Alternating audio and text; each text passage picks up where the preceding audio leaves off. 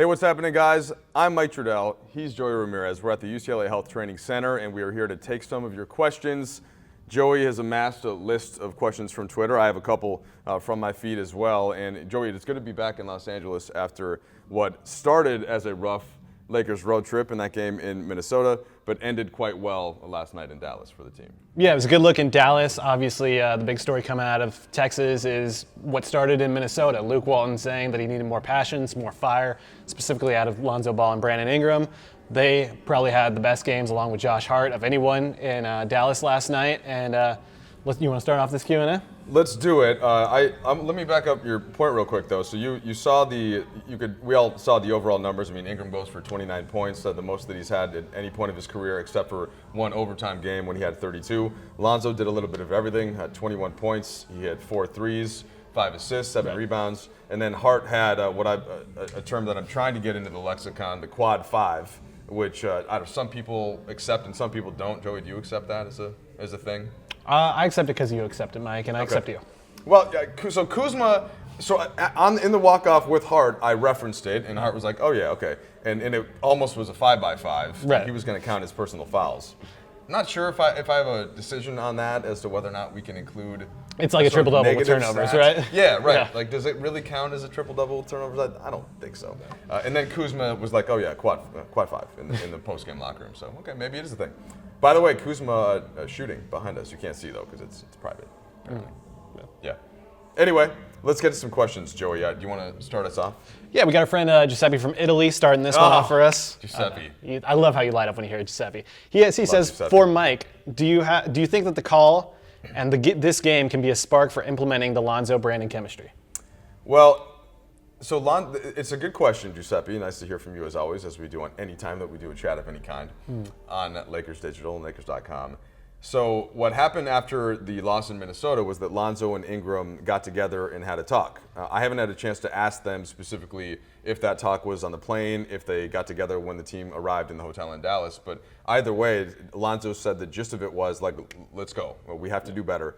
And when a head coach challenges players directly, it's something that we always can take direct notice of, and you kind of raise the one eyebrow, because it then not only puts pressure on the players to perform, but it also puts pressure on the coach and the team in general, because if they don't perform, then where do you go from there? Right. But we know that both Ingram and Lonzo really respect Luke Walton, and I think that we can get into all of the reasons why the Lakers were playing how they were since LeBron James and Rondo went out of the lineup at the same time since Christmas. But the bottom line is that they did respond. They did show sort of increased passion, which is what Luke originally asked for, and I know that's something you wrote about for the site today.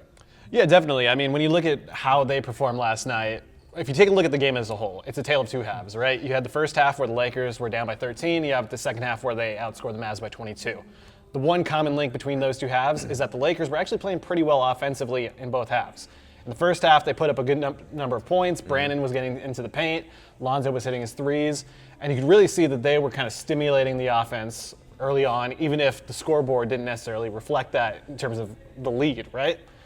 So being there in the building, it seemed strange that they were down as many as they were, by 13, because the energy was pretty good. They were scoring efficiently. Dallas was just hitting shots, and they shot 58% in that first half. That obviously changed in the second half. Yeah, that obviously flipped. What are the numbers that we have for the second half? So 11 for 43 from the field for Dallas. That's 25%.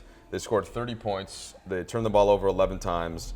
Doncic had 15 points, and basically the entire rest of the team struggled. And if you watch the game, and I'm sure anybody that's watching us now watched the game last night, it was really just energetic, clamp down defense. Tyson Chandler said the guards and the wings were so good in pressuring up the ball so high that the bigs just had to basically sit back and direct traffic. And that's what makes a big man really happy, where he's not getting caught in switches all the time. He's not getting caught having to recover for somebody getting beaten off the dribble. And that was Josh Hart, as you mentioned. That was Brandon Ingram. That was Lonzo Ball. That was KCP. And they were just hounding Dallas ball handlers really on the perimeter. Yeah, I mean, especially Josh Hart, he probably had his best game as a perimeter defender. We've seen him battle big guys in the post, and that's a very unique skill that Josh has. Yeah. But if you want to be a wing in this league, you got to be able to track guys around screens, to shadow the ball. He was doing that. He accepted a challenge from Luka Doncic and really covered him well, forcing a shot clock violation. Of course, we all saw him, get hit by that Luka step back that everyone's getting hit by this season. Yep. But I mean, just no lack of effort from Josh. And this kind of goes into the second half of Giuseppe's question, which is how are the guys keeping their defensive efficiency intact with all these injuries?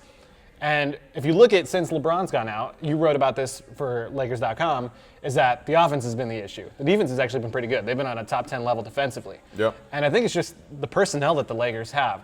You have Josh Hart, who just never seems to get tired. He played 44 out of 48 minutes last night.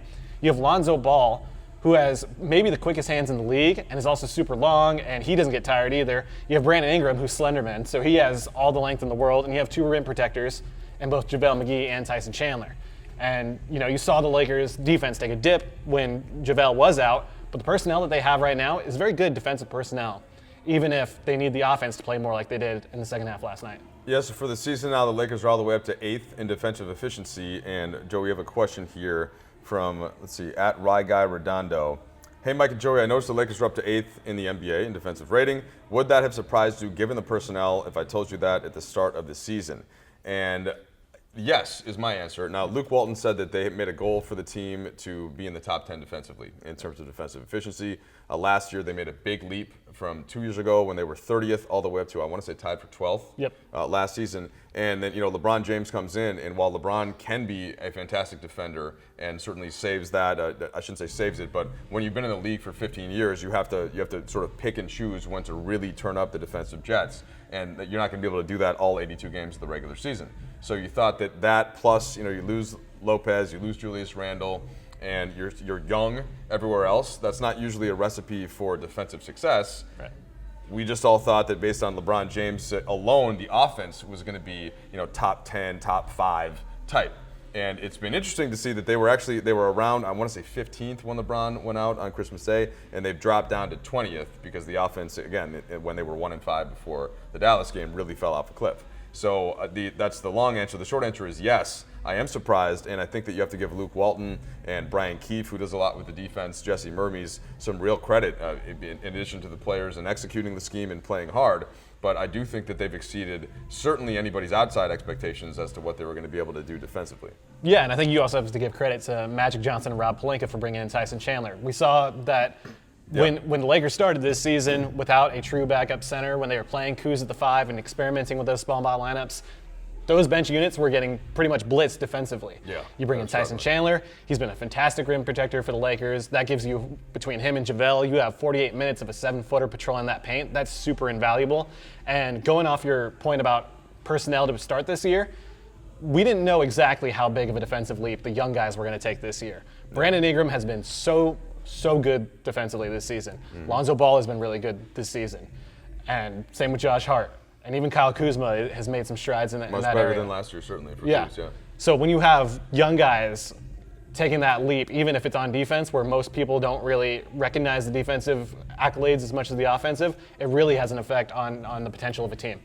That's a good point. And the one note I would make, too, and I think that this is where you give LeBron credit for sort of his overall impact on the game, is that because he's taking such a load offensively, that gives the other guys just some sort of energy reserve tanks and that they can deploy on defense. Right. And so that's, I think, especially with Ingram and Lonzo, when they're playing with LeBron is taking a lot of the burden. He's taking the best defender, he's drawing the double teams, and those guys then have some more in their legs. And related news, this is why LeBron shouldn't be expected to also defend at that level in the middle of the regular season, because he's doing so much offensively. It's really hard for anybody that isn't maybe 25, 26, 27 to do that on both ends every night, and that's part of what the whole equation ends up being.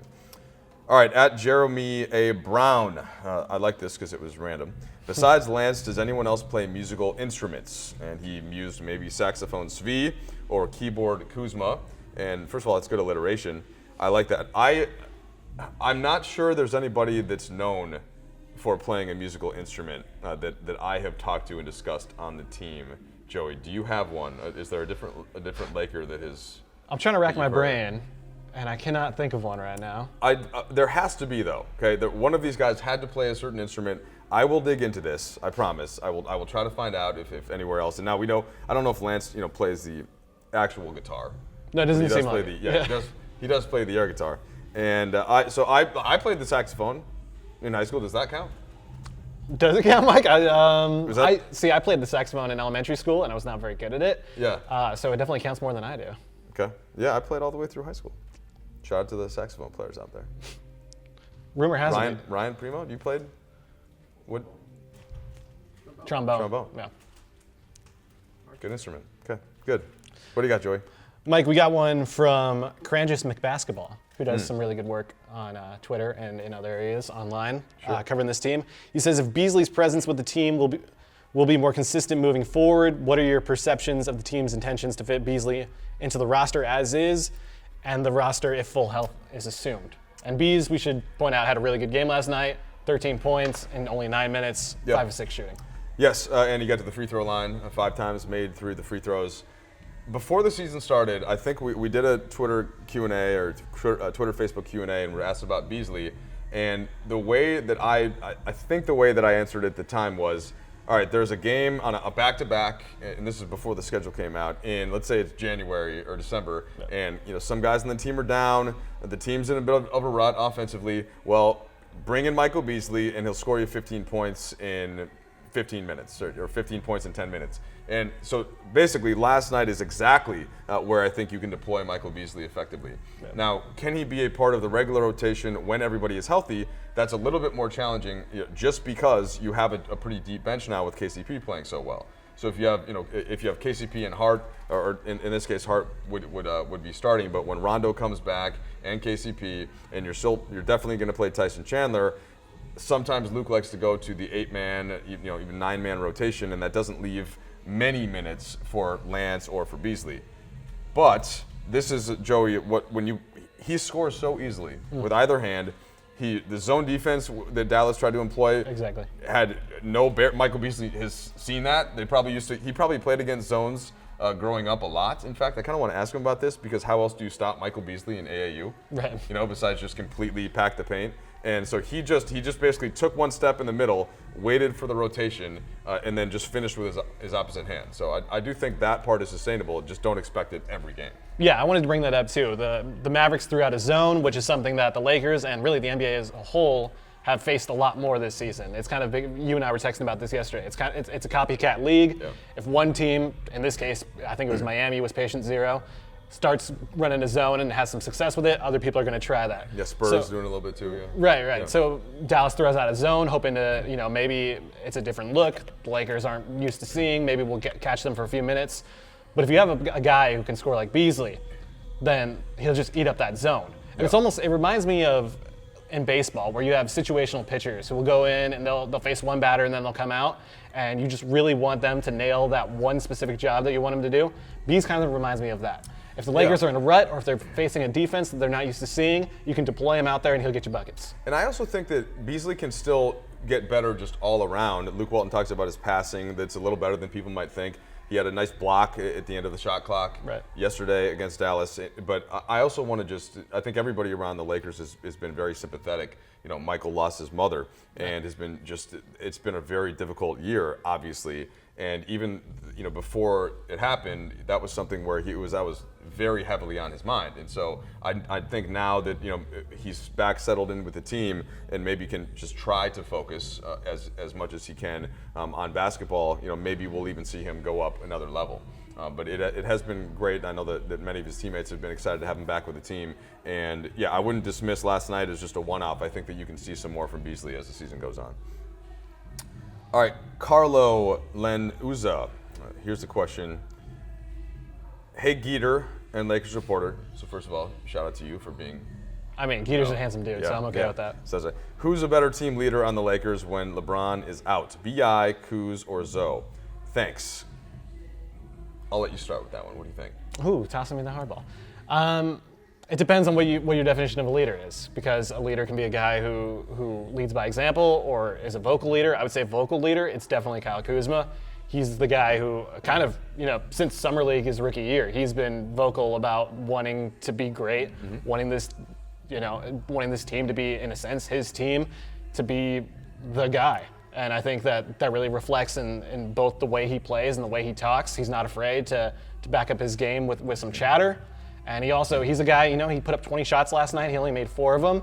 But he's the guy who's going to go put up 20 shots if he feels that his team needs it with LeBron James out, with Rajon Rondo out. Yeah, I thought it was big that Kuz played the same way that he would always play, even though his back was clearly he was still trying to get it loose, and it did tighten up on him a little bit. He told me after the game, and he literally does not care if he misses however many shots. This is that Mamba mentality, right, that we've heard all about, and that Kuz has played with since he came here. And I think that's really important for the defense on the other side to know that they can't relax just because a guy isn't hitting his first couple shots. And so Dallas still had to respect Kuzma. And he also, even though after he missed a couple threes early, but late he was missing some at the rim, but he was putting pressure and funneling guys towards the rim and then kicking out at times. So I do think that kind of leadership is important. I will just say, so when LeBron James and Rajon Rondo are the leaders, Tyson Chandler, I think you credit as well, and it's tough when those guys are still with the team and just out to then take over the team as the vocal leader. It's the same thing I think that was in part plaguing the Lakers for these last couple of weeks, where Ingram and Lonzo weren't quite sure how assertive they should be. And that's where Joey's point about Kuzma is important, because take out what you say, you can just do that with your style of play and with the way that you play. And I think that last night, all 3 of them were great, but Kuzma sort of always plays that way, and that's maybe why he has that effect on his teammates. Yeah, and I think there's a reason why the 2 guys that Luke is calling out after a bad game in Minnesota are Brandon and Zoe, is because he wants those guys to be leaders. Magic's talked about it before. Luke's talked about it before. Yeah. They're definitely being empowered in that sense. All right, question just came in from Wave Siegel, and it is, any details on Rob Pelinka's unscheduled trip to the Dallas game? I will just say that GMs on any team often drop in on the road. I've seen Pelinka at several games this year, several games last year. Oftentimes it can coincide with a scouting trip. Where, let's just say, for example, they're in North Carolina and the team is in Minnesota, and then the next the next scouting trip that Pelinka has to make is in Arizona. There's always a way for them to drop in on the team, check in on guys, check in with the coaches. So it's nothing unusual, and it's nothing that's out of the ordinary for any GM. Yeah, makes sense. I got a really tough one for you, Mike. Kim Dana asks, who has the best shoe game on this team? Man. Shoes so even since I was my first year in the NBA in 2005-06 season, or no, 2006-07 season in Minnesota, shoes were, people liked shoes, but it was just nothing near the way that the industry has exploded. Yeah. And every single one of these players, save for a couple, are bringing shoe fire on a daily basis. So really, once you get into the locker room, you never know what JaVale has on, you never know what Lance Stevenson has rocking. Lonzo obviously is for the most part with his Big Baller brand shoes, bringing out a different colorway here and there. LeBron obviously there's a scripted, I think, I've never asked him or confirmed this with him, but I think there's a schedule as to which specific colorway he's wearing for walking in, for the game. So there's a ton going on, and it's very difficult to pick one. I will probably go with Lance just because I think he has the widest variety of Jordans and on the team that he wears, at least, and that would be my favorite shoe. Although 13s are Lance's favorite, I would go with 3s, then 5s and 11s, and then sort of 1s, just very close. But can I? I'm wearing some 1s right now. Well, you're wearing 1s. I'm wearing 3s at the moment. But yeah, so if I had to select one, it would probably be Lance. How about you? I like guys who have shoes that are their shoes. So I like LeBron and Zoe in that sense. Kuzma is kind of in the Lance sense where he has a wide variety. So I like what he's bringing. Yep, Kuzma's bringing heat a lot. And then Lance and Josh tend to bring a lot too. So. Yeah, and then Mo Wagner is a Jordan guy, That's true. So he's always wearing Jordans. But again, that's my personal bias there. We all like different things, so that would be my answer. All right. There's a question here from, let's see, your court-mandated therapist, at Therapist Angry. Big Game James made a comment about Lonzo's passing that don't appear to have any purpose. He had a good game last night, but what's going on with Lonzo these days? I'm going to fold in another question that's similar to this one. Jesus asks, why doesn't Lonzo shoot more every game? So I think this is kind of a general, let's take a look at Lonzo's game. Let's talk about Lonzo for a second. Yeah. So first of all, I didn't specifically hear James's comment, so I'll answer this sort of like Luke Walton would. A question where he didn't see whatever the story was about, and so I don't want to get into big game. Ken say whatever he wants. He's a genius, and shout it, and I'll support the big game. About Lonzo's passing sometimes, in the way that the tweet said it was that it doesn't have purpose. He may just be talking about sometimes Lonzo will just get rid of the ball quickly, and to me, I actually think that does serve a larger macro purpose, and that Lonzo, that's just how he wants. He wants free flowing, fast basketball where the ball moves faster than the dribble, and that's just how he plays. And I think that's infectious. Now, sometimes if you do that and then the ball sticks with the next guy, the chain breaks. And that's not to me necessarily on Lonzo, but what some of the veterans, LeBron, Rajon Rondo, have been telling Lonzo all year is, look, you're a very good point guard. Keep the ball more, initiate action yourself, and I think that Lonzo is getting there. And he's still, but the style that he plays with, this unselfish style and sharing the basketball, I would never criticize that because I think that's one of the great things about Lonzo's game, what makes him unique. But are there pockets where he can be more aggressive? Sure, and that's what we saw, for example, in Dallas, and where he's looking to attack more. But Joey, he has a lot to, for as good as he has a lot that he can continue to work on. His finishing at the rim, his mid-range game, his free throws. So it's not like that stuff can't continue to evolve. But the passing, I personally would never criticize because I really like the way that he plays. Yeah, I think there's a difference between passing in the sense of you're the guy who's keeping the ball moving and you just don't want to shoot. And there was a point in last night's game where I thought that Lonzo, it was a really good sign that Lonzo is leaning in the right direction in this sense. Dallas had saved the ball from going out of bounds, but they gave it right to Lonzo, who was at the top of the three-point arc. He drives, and DeAndre is right there. And he can either flip it to JaVale McGee and try to get him a dunk, or he can take it up himself. And I feel like earlier in the season, Lonzo would have tried to get it to JaVale and, try to get the assist, try to make the unselfish play. Instead, this time he goes up and he crams the ball, and it's a highlight dunk that makes the rounds on social media. Yes. That's where I think that the overpassing becomes overpassing, and in that sense, if it's up to him to just take the ball himself and get the Lakers 2 points, that's the area where that needs to happen. When it comes to the other passes in the offense, this is a guy who was on pace to be a top 10 assist guy last year, and he just didn't play enough games to qualify, but he was on pace to have one of the top 10 assist numbers in the league. Mm-hmm. So I wouldn't worry too much about him overpassing the ball because that's also kind of what Luke Walton wants, especially when LeBron isn't in the game. It's really more a question about his shooting, I guess. Like if you're saying overpassing and the confidence that he has in it, but I thought you dealt with that pretty well. So while you were giving the example of when you're in the paint and can you just give the ball up to the big, it made me think of crunch time and Brandon Ingram. And he had those back-to-back terrific assists, and I want to say they were both in the final 2 minutes. I want to say one was kind of inside the second minute, one was just before. And Ingram, as he was doing all game, drove into the middle of the paint. It looked to me, and sometimes when I'm sitting right sort of at center court in Dallas, and sometimes it's almost better to look on the video, so I'll need your perspective on this, but it looked to me like he was just trying to get a switch to Luka Doncic for much of the second half and then just beating Luka off the dribble fairly easily. And as great as Doncic is, that's still the area where he's going to have to keep improving, right, his lateral quickness. And so Ingram's getting in there, and he'd been finishing all game. DeAndre comes over, and twice Ingram drops a perfect dime to JaVale McGee, and JaVale can catch basically at the free throw line, take one step and dunk. Yeah. And that's the difference between JaVale and 99.9% of all humans in most basketball players. He's so long and so explosive. So that to me, those were the two plays that sealed the game. And those are the plays that Ingram wasn't making the last couple of games, where he was getting into the paint and still trying to shoot himself.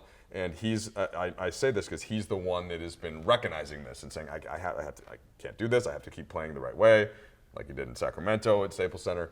But did you notice the same thing when you were watching on the game film? Yeah. So Bi, his calling card is his slashing, right? He's just so long. He stretches the basket. He can probably get the basket in 2 steps from half court because he's just that long. He has those long arms, so he can take the ball inside and then just uncurl, and then he's already at the cup, right? Yep.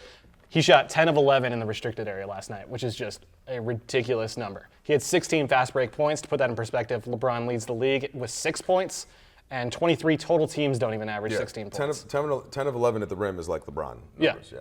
So B.I. was doing a lot of his work in transition, which means that DeAndre is not back there defending the paint. DeAndre's way on the other side of the court, which is good. You want him recognizing those situations. You want him attacking before the rim protector is set. What he did in the final 2 minutes is recognizing, okay, now the rim protector's here. He's going to rotate over to me. I got to make this right pass. And he did that. And that's the kind of plays that really got him going when he was running point last year, when he really hit that nice stretch, probably the best stretch of his career so far. The more he makes plays like that, where he's not afraid to attack for himself, and he's also smart enough to attack for himself and then change course and get his assist numbers up, that's when Brandon Ingram's at his best.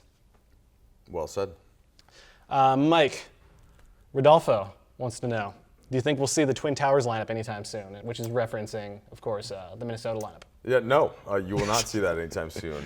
Don't take it from me, take it from Luke Walton, who answered this question before the game and said, you know what, it was an experiment we tried, it did not work. So if you missed this, the Lakers started Zubats at the 4 and McGee at the 5 against Minnesota. And the thinking before the game, it sounded like, was just that Minnesota is big and Towns and Gibson, and they were worried about getting beat on the glass. And unfortunately, what happened instead was that it hurt on both ends. They didn't have the spacing on offense, and then defensively, they didn't have some of the mobility to switch out to Minnesota shooters, who were pretty effective in those first couple minutes. So I do not think that will happen again. I don't think you'll see the Towers line up anytime soon. Yeah, I agree with all of that. Yeah. What else we got? Let's see. James Ball wants to know, where do you think the Lakers will finish this season, and how far do you think they could go in the playoffs? So a very macro question from Ball. I like macro questions. I think sometimes we get caught up in the what happened last night thing in the NBA, and I'm always trying to think of where the big picture lies. And Joey and I spent some time before the season when the schedule came out looking at things in the Western Conference.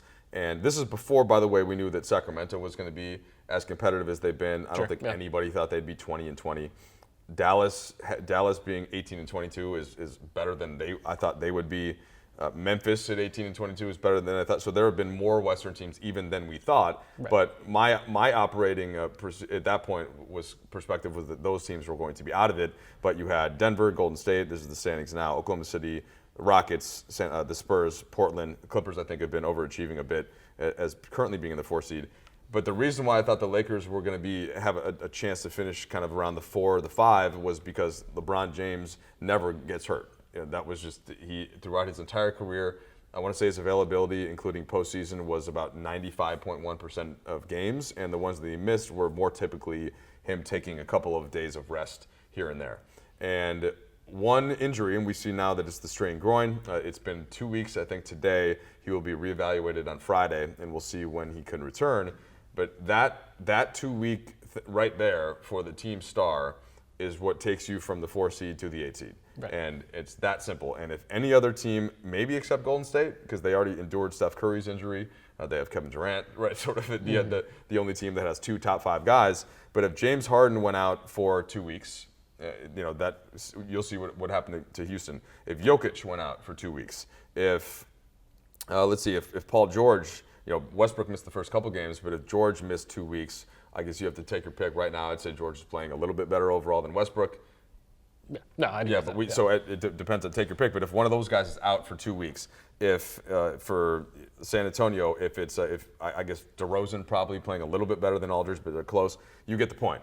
And that to me is what has dictated where the Lakers are right now. They're only 3 games back in the loss column of the 4 seed, so it's not like it's that far away. But a shorter way to put this is the next star that misses time, just pay attention. Because I think that's the biggest thing, is that an injury, when these teams are so close, that can make all the difference in the world. Especially when you have a star like LeBron who dictates the style that this team plays, to the point where we asked Luke the other day about, okay, well, when you have LeBron in, how does the style different when he's out? Well, LeBron is the best shot creator in basketball, maybe even basketball history.